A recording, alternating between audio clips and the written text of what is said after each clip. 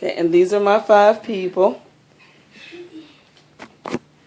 Hi, my name is Anita Swain, and my subject for today is abstaining from sex until marriage. There are many benefits to not having sex until you're married. You know, I'm going to give you a scenario about Roxy. Roxy has met Steve, and she's been dating him for about 3 months. And Steve wants to take it to the next level. But Roxy, before she decides to have sex with him, she says, wait a minute, I don't really know him that well. Has he been tested for HIV? He could be crazy. He could be a maniac. I really don't know what's going on with Steve. So she decides to be abstinent and to wait until marriage. Now, there's many benefits for waiting until marriage. You know, in the society, today's society that we live in, most people try to force us into having sex and being sexual. And sometimes when people are sexual, they end up with sexual diseases. It doesn't have to be just HIV. It's chlamydia out there. It's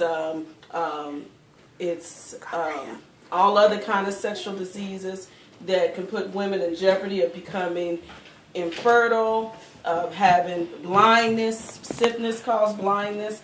Gonorrhea can even cause death. All different types. But when we take the initiative to say that we're going to wait until marriage, we're going to stay and keep our bodies, then we're doing the best thing for our health. Now, what are the benefits of not having sex until marriage? One of the benefits is you know who your baby's daddy is. You don't have to go on Maury, embarrass yourself, embarrass your family. We don't have to watch you on Maury. We don't have to hear Maury say, you're not the father or you're not the daddy. We don't have to go through any of that. You know who your baby's daddy is because you're just having sex with that one person. Now, that's one of the benefits of staying away from sex until marriage. Another benefit is that you have a lifetime partner. You don't have to worry about somebody having sex with you and then just leaving you. And you feeling used and feeling abandoned. When you're married, you have a lifetime partner. According to the Word of God, when you're married, you're supposed to be married for life. And so that's what you're supposed to do. So you don't have to worry about HIV. You don't have to worry about AIDS. If you want to go out to dinner, your spouse or your partner can take you out to dinner. If you need somebody to help you pay your rent, your spouse can help you pay your rent. If you need somebody to go with you to the movies, you have a companion to go with you to the movies. If you want to have sex, you can have sex with that one person. It was a song that TLC sung some years ago where it says, don't go drinking waterfalls. Go to the systems or the systems that you're used to. And what they were saying is, don't be going and having sex with all these different multiple partners. Stay with that one person. And when we stay with the one person, as I mentioned, we don't have to worry about sexual diseases. According to the CDC, there are 4 million new sexual diseases diagnosed each year. That means there's a whole bunch of people with stuff that we don't even know what they have. There are also 1 out of 4 African American women are HIV positive. So if you're in a room with 4 people and they're all African American, there's a chance that at least one person has HIV. We need to stop the HIV in our community. We need to wrap it up. We need to clunk it down. We need to close our legs. We've got to do what we got to do in order to survive, not only as a person, but also as a race. Another thing is one of the other benefits of keeping away from sex is that we have self-esteem about ourselves.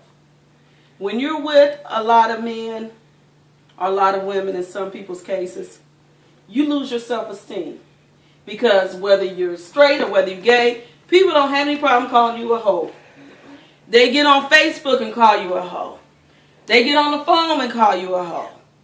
And when you call the hoe, some women's like, yeah, we are a hoe. I watch them on the movies. They say, yeah, we are hoes. Or Tyler Perry told the women, he said, take the whores into the kitchen, and all these women got up in the Tyler Perry film, and they went in the kitchen because he was talking about the hors d'oeuvres, but they thought he said take the hoes in there, so they went in there. So where is a person's self-esteem at when they can address their self as being a hoe? I don't care if you slept with 50 million men. You should have enough self-esteem and respect for yourself to say, I am not a hoe. Even if it's true, you shouldn't be wanting to admit it. You should have more self-esteem about yourself. So those are the benefits of trying to stay away from sex until marriage. Now, since you've heard about the benefits, you know what the repercussions are, which is sexual diseases, being called a hoe, not knowing who your baby's daddy is, getting on Maury, embarrassing yourself, embarrassing your family. What are you going to do about it? Are you going to try to keep your legs closed so you can get yourself back? You know, Planned Parenthood says abstinence is one of the safest ways to avoid HIV or sexual diseases. But, you know, a lot of us is not going to be abstinence. You know, you say abstinence, people say, no, we can't do that. But if you are doing something, even if you are a woman, do you know that HIV can be contracted from woman to woman? People never talk about that. So we need to try to remain abstinence. And if we're not doing abstinence, we need to use body condoms. If we have oral sex, we need some plastic wrap or dental dam. We need something. But I want us all to say, I will refrain from sex. I will refrain from sex. Now, I know some of us is lying, but we're going to say it anyway. And I hope that this speech has persuaded you to think the next time before you lay down. Okay. All right.